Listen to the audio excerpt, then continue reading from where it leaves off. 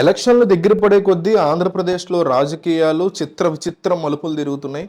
ఎవరిని కలుస్తున్నారు, ఎవరెవరితో భేటీ అవుతున్నారు, రాజకీయ సమీకరణాలు ఎట్లా మారుతున్నాయి అనేది అర్థం కాని పరిస్థితి. అయితే ప్రజలు అన్నీ అబ్జర్వ్ చేస్తున్నారు. ఎవ్రీథింగ్ ప్రజల ముందు ఉంటుంది. ఈరోజు ఒక ఫోన్ ఓపెన్ చేస్తే చాలు రకరకాల విశ్లేషణలు, రకరకాల డిస్కషన్లు, డిబేట్లు, రకరకాల ఫేక్ న్యూస్లు, వాటిలో పాయింట్లు జనాలు కూడా అన్నీ అబ్జర్వ్ చేస్తున్నారు. సో ఇట్లాంటి ఈ ఎన్నికల నేపథ్యంలో టీడీపీ పార్టీ చాలా స్ట్రాంగ్గా రాయలసీమ వరకు, గ్రేటర్ రాయలసీమ వరకు ఒకటి చాలా స్ట్రాంగ్గా ఫిక్స్ అయింది. అదేంటంటే గతంలో 2019 ఎలక్షన్కి ముందు కొన్ని నెలల ముందు జరిగినటువంటి వైఎస్ వివేకానందరెడ్డి మర్డర్ కేసుని జగన్మోహన్ రెడ్డి తనకి అనుకూలంగా సానుభూతి వచ్చేలాగా ఎస్పెషల్లీ గ్రేటర్ రాయలసీమ ప్రాంతంలో విపరీతంగా వాడుకున్నారు అని తెలుగుదేశం చాలా గట్టిగా నమ్ముతుంది. అందువల్ల 52 సీట్లకు గాను ఏకంగా 52 సీట్లకు గాను 49 సీట్లు వైసీపీ పార్టీకి వచ్చాయంటే ఇదే రీజన్ అనేటువంటిది చాలా స్ట్రాంగ్గా ఫిక్స్ అయిపోయింది తెలుగుదేశం పార్టీ.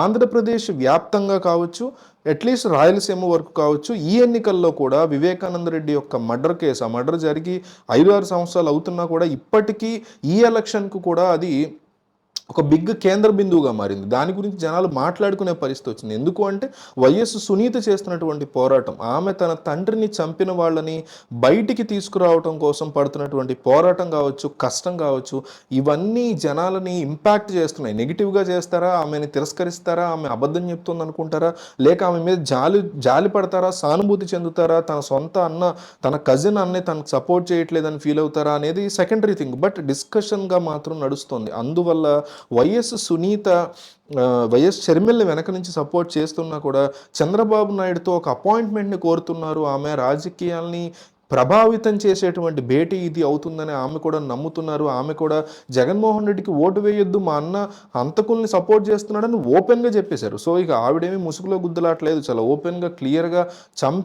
నా తండ్రిని చంపినటువంటి వ్యక్తిని మా అన్న కాపాడుతున్నాడు, మా అన్నకు ఓటేయకండి, ఇట్లాంటి మర్డరస్ ప్రభుత్వాలను మీరు సపోర్ట్ చేయకండి, నడి రోడ్డు మీద నన్ను కూడా నరికేస్తారేమో అంటూ ఆమె తీవ్ర వ్యాఖ్యలు చేసిన పరిస్థితి ఉంది.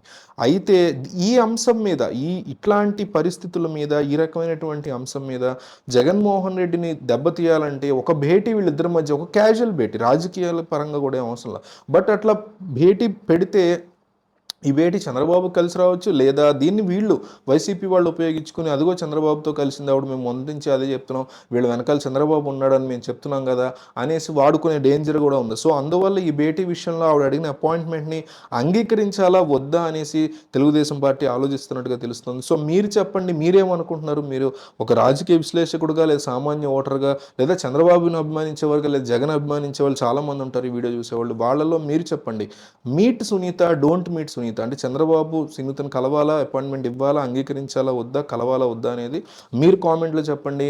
ఎస్ సునీత లేదా నో సునీత అనైనా చెప్పండి. బట్ ఈ విశ్లేషణ, మీకున్నటువంటి రాజకీయ అవగాహనని కామెంట్లో క్లియర్ కట్గా రాసుకురండి.